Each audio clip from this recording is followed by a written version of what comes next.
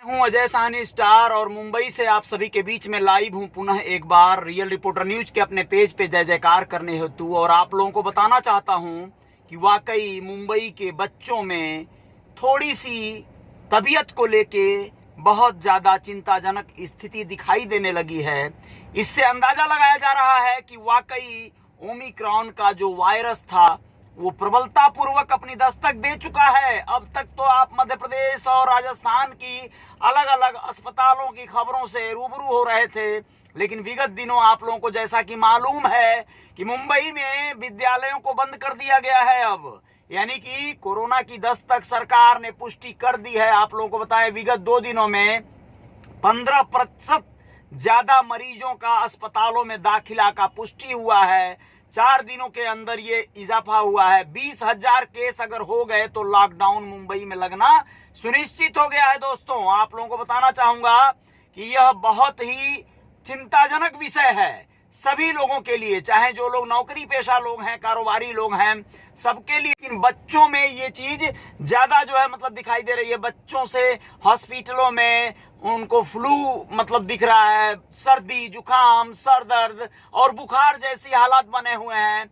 बच्चों को लेके लोग अस्पतालों में जा रहे हैं, प्राइवेट क्लिनिकों में, नर्सिंग होम में दिखा रहे हैं। यह महसूस किया जा रहा है कि बच्चे या तो डर के मारे या तो चूंकि बच्चे नाजुक होते हैं तो उनको ये असर जल्दी कर रहा है।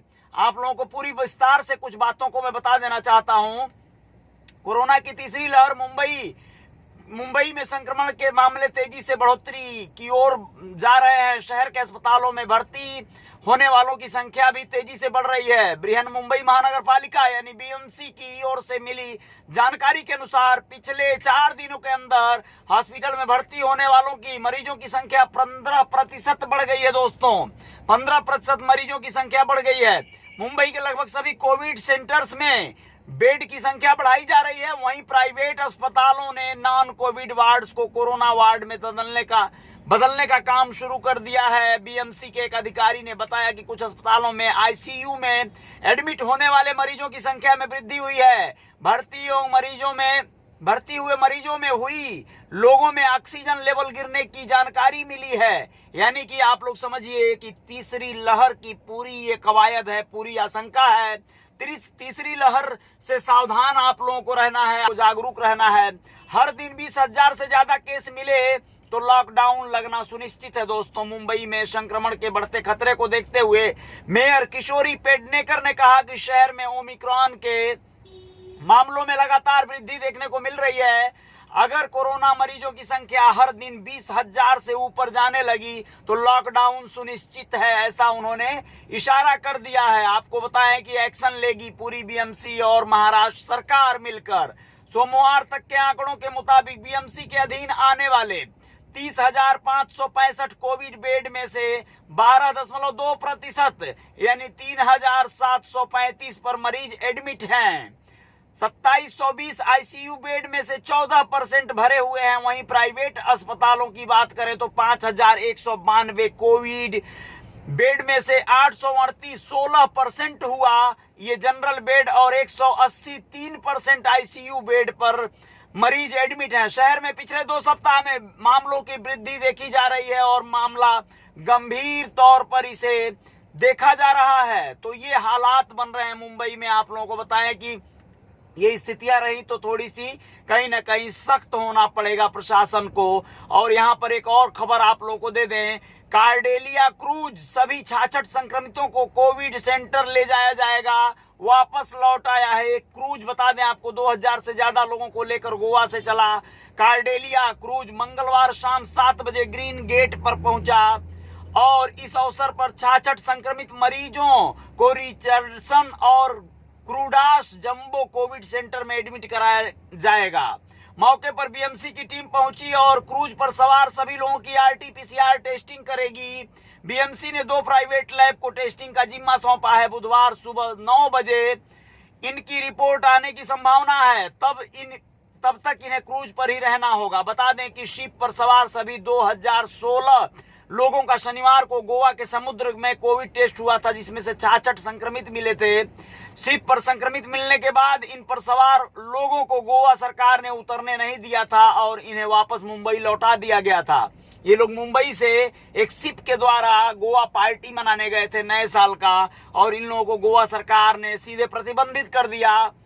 मुंबई आने के बाद सभी पॉजिटिव पेशेंट्स को ग्रीन गेट से बाहर निकाला जा रहा है। इन्हें एम्बुलेंस के माध्यम से सीधे रिचर्डसन और क्रूडास जंबो कोविड सेंटर में भेजा जाएगा।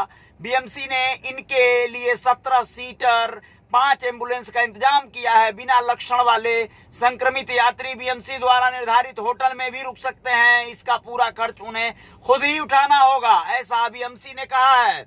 आप लोगों को बताएं कि नेगेटिव आएगी जब इनकी रिपोर्ट, 7 दिनों तक इन्हें होम आइसोलेशन में रहना होगा।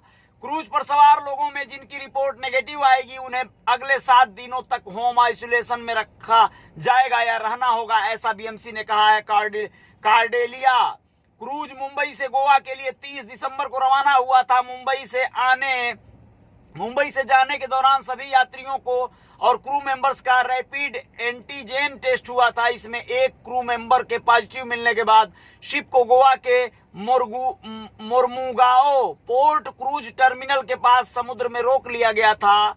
वहां की सरकार ने जहाज को डॉक करने की अनुमति देने से इनकार कर दिया था। महाराष्ट्र में कोरोना महामारी के दौरान लगाया गया डिस्चार्ज मैनेजमेंट एक्ट लागू है। इसके तहत बिना मास्क के सार्वजनिक जगहों पर जाने और 2 गज की दूरी का नियम मानना अनिवार्य है। हालांकि आर्यन खान की गिरफ्तारी के बाद क्रूज पर जारी पार्टी का जो वीडियो सामने आया था उसमें यह स्पष्ट था कि ऐसे किसी नियम को यहां मौजूद लोगों ने फॉलो नहीं किया था। अब आप लोगों को बताएं कि इस तरह की पार्टियों से, इस तरह के तमाम बर्तावों से आप सबको बचना होगा। आप सबको अपने बच्चों का ख्याल रखना होगा। आप सबको बहुत संवेदनशीलता से पेश आना होगा।